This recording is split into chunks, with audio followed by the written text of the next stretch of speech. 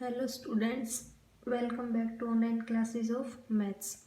हमारी एक्सरसाइज 9.3 चल रही थी जिसमें 10 क्वेश्चन तक हो गए थे। क्वेश्चन नंबर 11 है, evaluate summation of k is equals to 1 to 11 2 + 3 raise to power k। ठीक है, तो हमने इस समेशन को 2 का अलग और 3 रेज़ टू पावर k का अलग कर लिया। इसको इक्वेशन 1 नाम दे दिया। सबसे पहले हम इसका सम फाइंड आउट करेंगे। 2 बाहर ले लिया और अंदर क्या 1 बचेगा, तो हमने लिख दिया k रेज़ टू पावर 0, क्योंकि किसी की पावर 0 क्या होता है, 1 होता है। ठीक है, अब k की वैल्यू पुट करेंगे 1 से 11 तक। सभी की पावर 0 है तो मीन्स 1 1 1 आ जाएगा। कितने टाइम्स है ये 1, कितने टाइम्स आएगा, 11 टाइम्स। तो इन सब का सम कितना हो गया, 11 और 2 बार था तो इसका सम क्या आ गया, 22। इसको इक्वेशन सेकंड नाम दे दिया। नेक्स्ट है summation k is equals to 1 to 11 3 raise to power k। ठीक है, 3 की 1 से 11 तक वैल्यू रखेंगे। ये एक हमें सीरीज मिल रही है। ये जो है ये क्या 3 की स्क्वायर 3 क्यूब क्या है, ये एक जीपी बना रहा है। ठीक है, तो हमें पता है जीपी का सम क्या होता है, a r raise to power n-1 upon r-1। A की वैल्यू कितनी है, 3। आर क्या होता है, कॉमन रेशियो, तो आर भी क्या आ जाएगा, 3। हमें सम कितना फाइंड आउट करना है, 11 तक, तो एन की वैल्यू क्या हो जाएगी, 11। एस 11 सबकी वैल्यू रखी, सोल्व किया, तो हमारे पास समेशन के equals to 1 to 11 3 raise to power के कितना आ गया, 3/2 3 की पावर 11-1। ठीक है, इसको इक्वेशन 3 नाम दे दिया। इक्वेशन सेकंड की और थर्ड की दोनों की वैल्यू किसमें पुट की है, इक्वेशन 1 में, जो ये थी इक्वेशन 1। तो ये जो समेशन था इसकी वैल्यू क्या आ गई, 22 + 3/2 3 रेज़ टू पावर 11-1।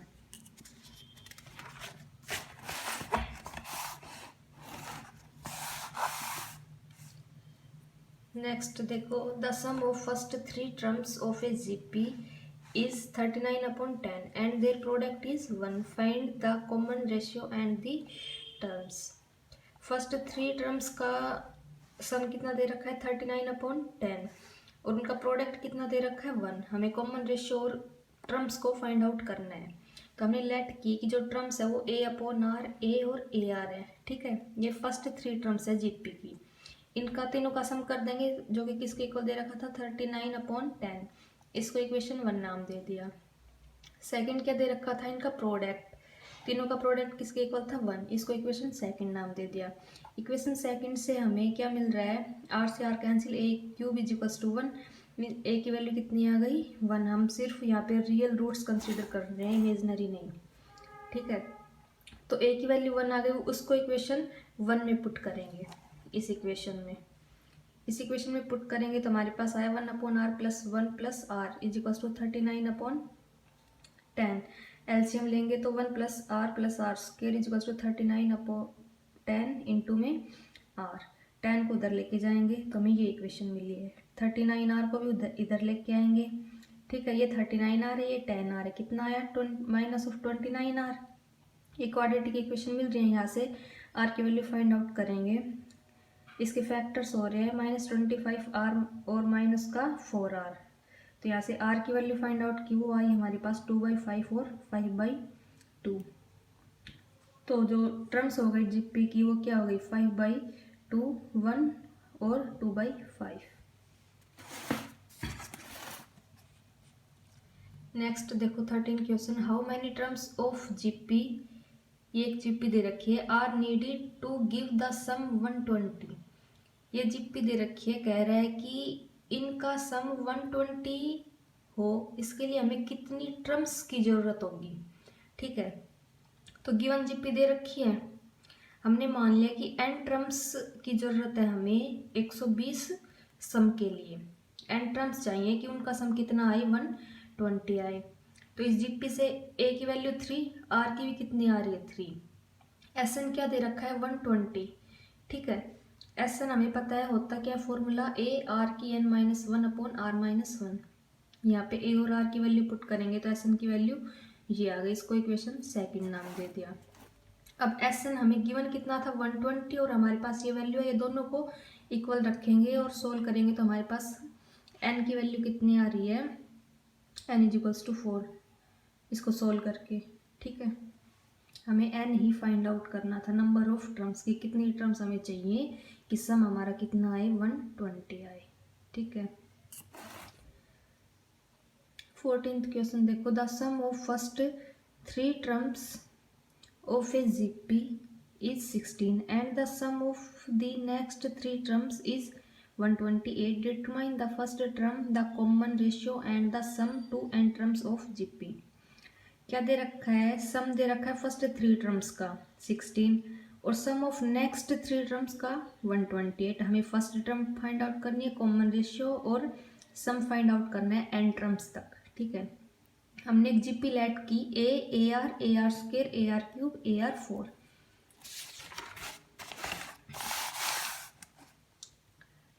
गिवन क्या था, फर्स्ट 3 टर्म्स का सम 16 के इक्वल, यहाँ से ए कॉमन लेंगे तो अंदर क्या बचा, 1 प्लस आर स्क्वायर 16 के इक्वल, इसको इक्वेशन 1 नाम दे दें। नेक्स्ट 3 टर्म्स का सम दे रखा था 128, नेक्स्ट 3 टर्म्स का सम 128। ठीक है, ये नेक्स्ट 3 टर्म्स है, इनमें से ए आर क्यूब अगर कॉमन लेंगे तो अंदर क्या बचा, 1 plus R square is equals to 128। इसको इक्वेशन सेकंड नाम दे दिया। इक्वेशन सेकंड को फर्स्ट से डिवाइड करने पर, ठीक है, ये डिवाइड किया तो ए से ए कैंसिल, इधर 128/16 था, ये 8 आ गया और ये पूरी इक्वेशन से ये वाली पूरी इक्वेशन कैंसिल। क्या है, आर क्यूब की वैल्यू कितनी आ गई, 8, तो आर की वैल्यू कितनी आई, 2। Put the values of R in equation first. Equation first जो है उसमें आर की वैल्यू पुट करेंगे तो हमारे पास ये इक्वेशन आ गई। ठीक है, इसको सोल्व किया तो ए की वैल्यू कितनी आई है, 16/7। अब हमने ए निकाल लिया, आर निकाल लिया और क्या निकालना था, sum up to n terms. तो एस एन का फॉर्मूला क्या होता है, ए आर की n-1/r-1। ए की वैल्यू रखी और आर की वैल्यू रखी तो हमारे पास ये क्या आ गया, एस एन। 3 चीज़ें हमें फाइंड आउट करनी थी, एक तो फर्स्ट टर्म, एक आर और एक sum up to n terms. ठीक है, नेक्स्ट है 15th question, given a GP with a is equals to 729 and 7th term is 64, determine S7। First term दे रखी है और A7 7th टर्म दे रखी है 64, हमें S7 फाइंड आउट करना है। ठीक है, हमें पता है कि जीपी की 7th टर्म दे रखी है तो इसका फॉर्मूला क्या होता है, ए आर की 7-1 किसके इक्वल, 64 के इक्वल। ए की वैल्यू रख दी, यहाँ से क्या आएगा, आर की 6 इज इक्वल टू 64, आर की 6 इज इक्वल टू 64/729। आर की 6 इसको लिख सकते हैं 2/3 की 6, 2 की पावर 6 होता है 64 और 3 की पावर 6 होता है 729। तो आर की वैल्यू कितनी आ गई यहाँ से, 2/3। अब एस एन का फॉर्मूला क्या होता है, ए 1 - आर के एन ओवर 1 - आर। ए की वैल्यू रखी और आर की वैल्यू रखी और एन कितना, S7 निकालना था ना हमें, S7, तो एन की वैल्यू कितनी हो जाएगी, 7। ए आर और एन तीनों की वैल्यू रखने पर इसको सोल्व किया तो S7 की वैल्यू ये आ गई। ठीक है, नेक्स्ट है 16th question, find a GP for which sum of the first 2 terms is -4 and the 5th term is 4 times the 3rd term. हमें एक जीपी फाइंड आउट करनी है जहाँ पे सम ऑफ फर्स्ट 2 टर्म्स, पहली 2 टर्म्स का सम कितना है, -4 और जो 5th टर्म है वो 4 टाइम्स किसके है, 3rd टर्म के। ठीक है, तो हमने लेट किया, let a be the first term और r be the common ratio of the GP. किस जीपी, एक जीपी लेट की a are square, A R cube, a r 4। अब हमें फर्स्ट 2 टर्म्स का सम दे रखा था तो किसके इक्वल, -4 के इक्वल। यहाँ से ए कॉमन लिया, 1 + आर इज -4। और क्या दे रखा था कि जो 5th टर्म है वो किसके इक्वल है, 4th time of 3rd term. अब ये देखो, ये 5th टर्म है और ये 3rd टर्म है, जो गिवन कंडीशन थी उसके अकॉर्डिंग ये आ गया।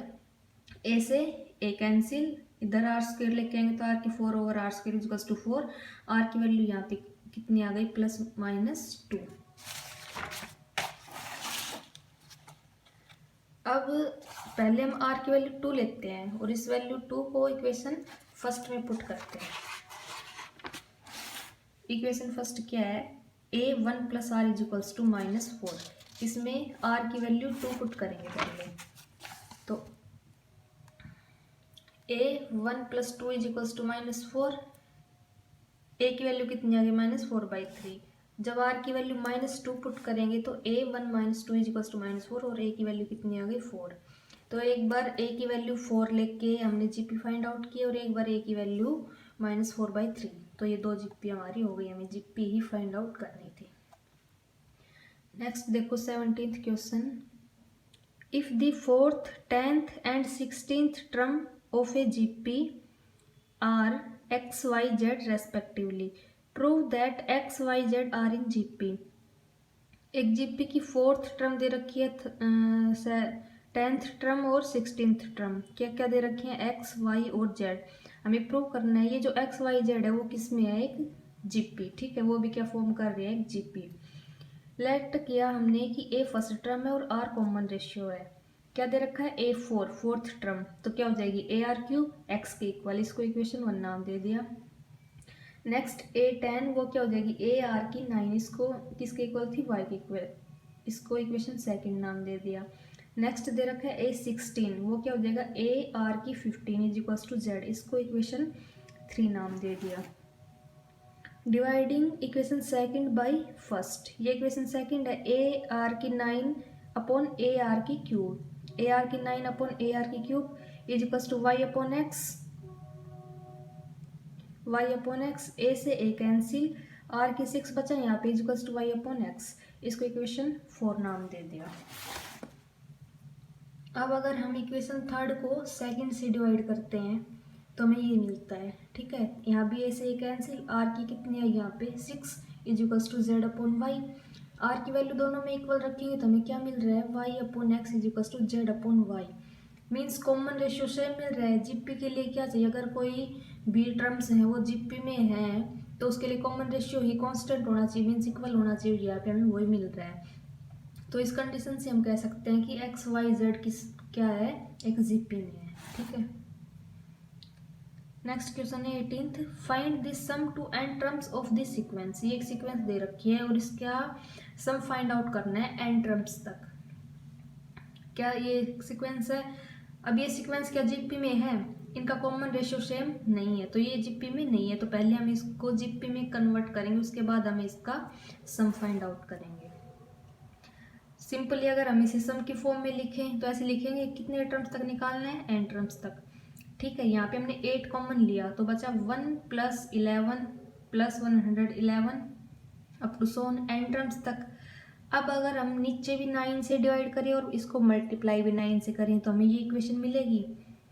अब देखो यहाँ पे 9 को क्या लिख सकते हैं 10 - 1, ऐसे ही 99 को 10 का स्क्वायर -1, ऐसे ही 999 को 10 की cube -1 up to so on, कितनी टर्म्स तक, n टर्म्स तक, ठीक है। अब 10 वाली जो ये सीरीज है इसको अलग करेंगे और 1 को अलग करेंगे। यहाँ पे 10 है, फिर क्या है 10 स्क्वायर, फिर क्या है 10 क्यूब, कितनी टर्म्स तक, n टर्म्स तक। -1 है ना सभी में, तो माइनस को बाहर रख के एक और क्या बन जाएगी 1 + 1 + 1 + 1, कितनी टर्म्स तक, अप टू n टर्म्स तक, ठीक है। अब ये जो है ये क्या बना रही है, एक जीपी बना रही है, इनका कॉमन रेशियो क्या है, सेम है। तो जीपी वाला जो सम का फॉर्मूला होता है वो लगा के, ये a की वैल्यू भी 10, r की वैल्यू कितनी आएगी 10, तो ये आ गया, ठीक है। यहाँ पे 1 + 1 + 1 है, कितने टर्म्स तक, n टर्म्स तक, तो सभी का सम कितना हो जाएगा, n हो जाएगा। इसको सोल्व करके हमें SN निकालना था, वो कितना आ गया ये।